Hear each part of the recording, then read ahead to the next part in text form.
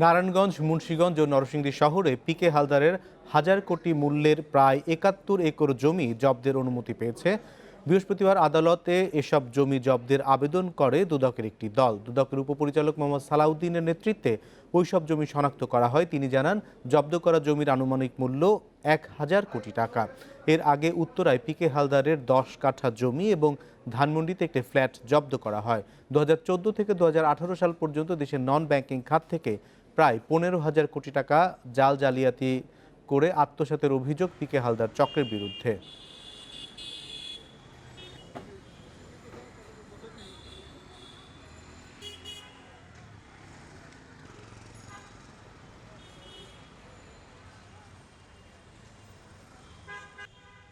তদন্ত এবং অনুসন্ধানের সময় এটা অনুমিত হয়েছে যে এই প্রপার্টিগুলো লন্ডার্ড মানি দিয়ে পারচেস করা হয়েছে। তার সপক্ষে বেশ কিছু বিশ্বাসযোগ্য ক্রেডিবল তথ্যপত্র পেয়েছে এবং তার ভিত্তিতে আদালতে আবেদন করেছে। আদালত সন্তুষ্ট হয়ে মানি লন্ডারিং আইন এবং বিধি অনুযায়ী সেটা জব্দের নির্দেশ দিয়েছে।